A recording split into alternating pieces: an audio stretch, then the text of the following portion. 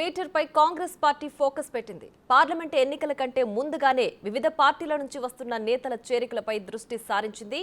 కాంగ్రెస్ లో చేరేందుకు greater BRS నేతలు క్యూ కడుతున్నారు. ఇప్పటికే కాంగ్రెస్ పార్టీలో 7 బీఆర్ఎస్ కార్పొరేటర్లు చేరారు. వారికి deputy mayor Mothe Srilatha Shobhan party కండువా కప్పి పార్టీలోకి ఆహ్వానించారు. డిప్యూటీ మేయర్ బాటలోనే మేయర్ గద్వాల్ విజయలక్ష్మి సైతం చేరారు. కాంగ్రెస్ ఇన్ఛార్జ్ దీప్దాస్ మున్షితో మేయర్ విజయలక్ష్మి భేటీ అయ్యారు. కాంగ్రెస్ లో చేరేందుకు గ్రేటర్ మేయర్ విజయలక్ష్మి సిద్ధమయ్యారు. త్వరలో సీఎం రేవంత్ రెడ్డి సమక్షంలో విజయలక్ష్మి కాంగ్రెస్ లో చేరనున్నారు.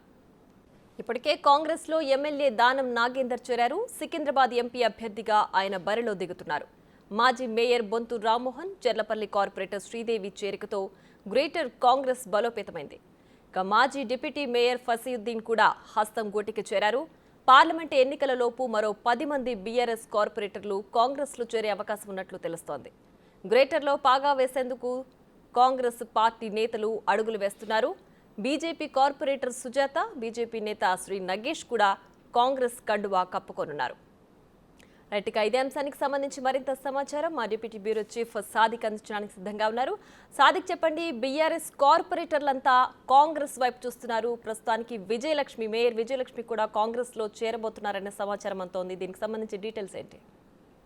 ఎస్ ప్రియా, కాంగ్రెస్ పార్టీలోకి బీఆర్ఎస్ సంబంధించినటువంటి ముఖ్యమైన నేతలందరూ కూడా క్యూ కడుతున్నారు. ప్రధానంగా హైదరాబాదు జిహెచ్ఎంసీ పరిధిలో ఉన్నటువంటి నేతలందరూ కూడా కాంగ్రెస్ పార్టీలో చేరేందుకు సిద్ధమవుతున్నారు. తాజాగా దానం నాగేందర్ మనకు కాంగ్రెస్ పార్టీలో చేరడం జరిగింది. ఆయనకు ఏకంగా సికింద్రాబాద్ పార్లమెంటు అభ్యర్థిగానే ప్రకటించడం జరిగింది. ఇంతేకాకుండా గతంలో డిప్యూటీ మేయర్గా ఉన్నటువంటి విజయలక్ష్మి కూడా కొద్దిసేపటి క్రితమే దీపాదాస్ మున్షితో కూడా చర్చలు జరిపారు. ఆమె కూడా కాంగ్రెస్ పార్టీలో చేరడానికి సిద్ధపడుతున్నారు. అంతేకాకుండా డిప్యూటీ మేయర్గా ఉన్నటువంటి మోతే శ్రీలత శోభన్ కూడా ఇటీవలే కాంగ్రెస్ పార్టీలో చేరిన సందర్భంలో అదే పార్టీలో మేయర్ కూడా కాంగ్రెస్ పార్టీలో చేరేందుకు సిద్ధమవుతున్నారు. ఇప్పటికీ బీఆర్ఎస్ సంబంధించినటువంటి 7 కార్పొరేటర్లు కూడా కాంగ్రెస్ పార్టీలో చేరిన సందర్భం ఉంది. పార్లమెంటు ఎన్నికల కంటే ముందుగా మరో 10 నుండి 12 మంది బీఆర్ఎస్ కార్పొరేటర్లు కూడా కాంగ్రెస్ పార్టీ తీర్థం పూడ్చుకునేందుకు సిద్ధమవుతున్నారు. అంతేకాకుండా గత ప్రభుత్వంలో మేయర్గా పనిచేసినటువంటి బొంతు రామ్మోహన్ కాంగ్రెస్ పార్టీలో చేరడం జరిగింది. ఆయన సతీమణి కూడా చెర్లపల్లి కార్పొరేటర్ కూడా శ్రీదేవి కూడా కాంగ్రెస్ పార్టీలో చేరిన సందర్భం ఉంది. అంతేకాకుండా బాబా ఫసీద్ డిప్యూటీ మేయర్గా ఉన్నటువంటి నాయకుడు కూడా కాంగ్రెస్ పార్టీలో చేరిన సందర్భం ఉంది. ఇక బీఆర్ఎస్ పార్టీలనే కాకుండా బీజేపీ పార్టీ నుంచి కూడా కాంగ్రెస్ పార్టీలో చేరుతున్నటువంటి సందర్భం కనబడుతుంది. కంటోన్మెంట్ నుంచి ఇటీవల అసెంబ్లీ ఎన్నికల్లో పోటీ చేసిన నగేష్ కూడా కాంగ్రెస్ పార్టీలో చేరడం జరిగింది. వనస్థలిపురం నుంచి ఉన్న కార్పొరేటర్ ఉన్నటువంటి అస్తినాపురం సంబంధించినటువంటి కార్పొరేటర్గా ఉన్న బీజేపీ కార్పొరేటర్ సుజాత నాయక్ కూడా కాంగ్రెస్ పార్టీలో చేరిన సందర్భం కనబడుతుంది. ఇటు బీఆర్ఎస్ పార్టీ నుంచి వెళ్ళి అదేవిధంగా బీజేపీ పార్టీ నుంచి వెళ్ళి పూర్తి స్థాయిలో కూడా కాంగ్రెస్ పార్టీలో చేరేందుకు క్యూ కడుతున్న పరిస్థితి ఉంది. దాదాపు ఇప్పటికే 12 మంది వరకు కూడా కార్పొరేటర్లు కాంగ్రెస్ పార్టీలో చేరేందుకు సిద్ధమవుతున్నారు. ఎందుకంటే ముఖ్యమైన నేతలు, ముఖ్యమైన నాయకులందరూ కూడా కాంగ్రెస్ పార్టీలో చేరుతున్న సందర్భంలో కాంగ్రెస్ పార్టీ మరింత బలం పెంచుకునే అవకాశాలు ఎక్కువగా ఉన్నాయి.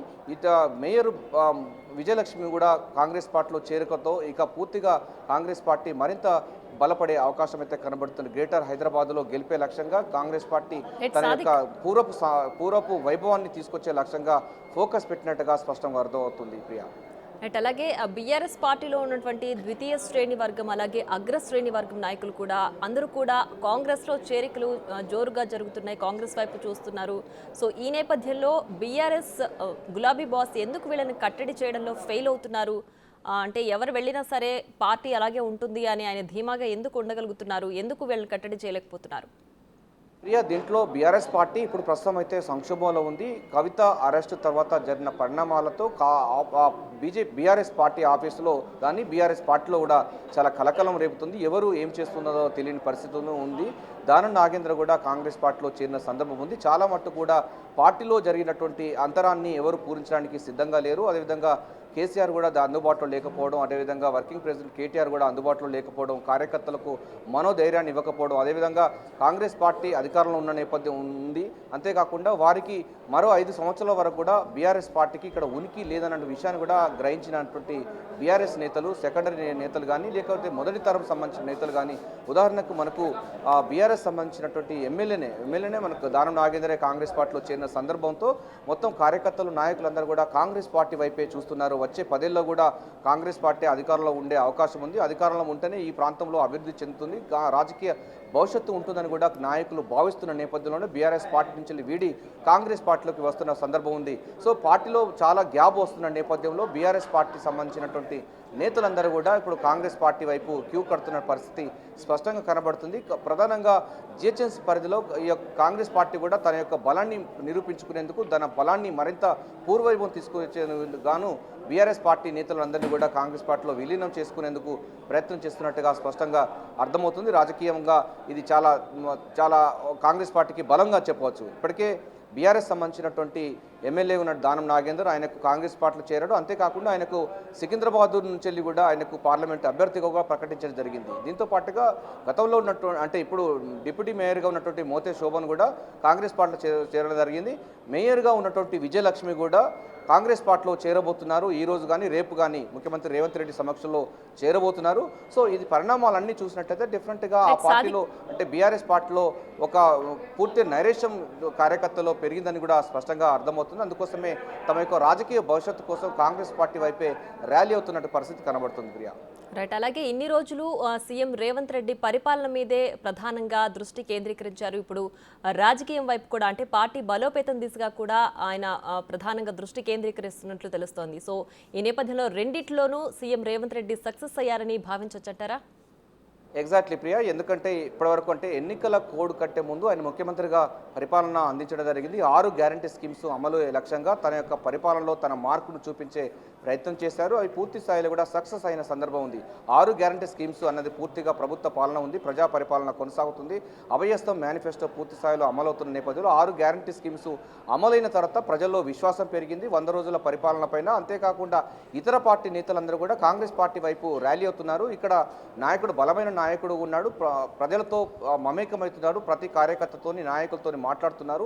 మంత్రులకు స్వేచ్ఛ ఉంది, ఒక స్వేచ్ఛాపూరితమైన వాతావరణం కొనసాగుతున్న నేపథ్యంలో పాలకులుగా రాణిస్తున్నటువంటి ముఖ్యమంత్రి రేవంత్ రెడ్డి అదేవిధంగా ఎన్నికల నగారం మోగిన తర్వాత కోడ్ అమల్లోకి వచ్చిన తర్వాత పీసీ చీఫ్గా తన యొక్క విద్యుత్ ధర్మాన్ని పాటిస్తానని కూడా ఆయనే స్వయంగా చెప్పడం జరిగింది. అందుకోసం డెఫినెట్గా రాజకీయాలు చేస్తామని కూడా స్పష్టం చేయడం జరిగింది. అంతేకాకుండా బీఆర్ఎస్ పార్టీ నేతలు బీజేపీ నేతలు కూడా కాంగ్రెస్ ప్రభుత్వాన్ని కూలదోస్తామని కవ్వింపు చర్యలకు పాల్పడుతూ మాట్లాడుతున్న సందర్భాన్ని గట్టిగా సమాధానం చెప్పేలో భాగంగా కాంగ్రెస్ పార్టీ వైపు ఇతర పార్టీ నేతలను ఆహ్వానిస్తున్న సందర్భం కనబడుతుంది. ఇప్పటికే 7 మంది బీఆర్ఎస్ సంబంధించిన ఎమ్మెల్యేలు కూడా ముఖ్యమంత్రి రేవంత్ రెడ్డితో మాట్లాడిన సందర్భం ఉంది. కొంతమంది జైనింగ్ అయ్యే అవకాశం ఉంది. కాంగ్రెస్ పార్టీకి ఎటువంటి విపత్కర పరిస్థితి వచ్చినా కూడా మేము కాంగ్రెస్ పార్టీలో రావడానికి సిద్ధంగా ఉన్నానని వారు కూడా హామీ ఇచ్చినట్టుగానే ముఖ్యమంత్రి రేవంత్ రెడ్డి స్పష్టం చేసిన సందర్భంలో సో అటు ప్రభుత్వ పాలకులు అంటే అటు గవర్నమెంట్లోనూ ఇటు పాలన ఇదే విధంగా పార్టీలోనూ 2 రకాలుగా పూర్తి స్థాయిలో కూడా 2 జోడ్ల అంటే పోతున్నటువంటి పరిస్థితి కనబడుతుంది. డెఫినెట్గా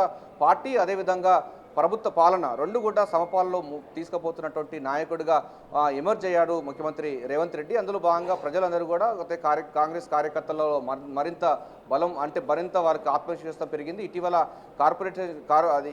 కొన్ని కార్పొరేషన్లకు కూడా ఇవ్వడం జరిగింది. వారితో మరింత బలం చేకూర్చినట్టయింది. ఏదైనప్పటికీ కాంగ్రెస్ పార్టీ పూర్తి స్థాయిలో పూర్వవైభవం సంతరించుకునే విధంగా ఫోకస్ పెట్టింది. అందుకోసం ఇతర పార్టీ సంబంధించిన నేతలు కాంగ్రెస్ పార్టీ ర్యాలీ అవుతున్న నేపథ్యంలో వాళ్ళందరికీ కూడా అకామిడేట్ చేస్తామని కూడా స్పష్టం చేసిన దర్వేళ ముఖ్యమంత్రి రేవంత్ రెడ్డి ఇటు ప్రభుత్వంలోనూ అంటే పాలనా రంగంలోనూ అదేవిధంగా పార్టీ రంగంలో కూడా ముందు తీసుకువచ్చే లక్ష్యంగా 2 కూడా సమపాల్లో ముందు తీసుకుపోతూ ప్రజారంజక పాలన ఇస్తున్నారు. గతంలో ఉన్నటువంటి నియంత్రిత పోకడలకు భిన్నంగా ప్రజా పరిపాలన స్థాపించి దాన్ని ముందు తీసుకుపోతున్నారు. అందుకోసమే ఇతర పార్టీ నేతలందరూ కూడా కాంగ్రెస్ పార్టీలోకి రోజువారీ జైన్ అవుతున్నటువంటి పరిస్థితి కనబడుతూ ఉంది.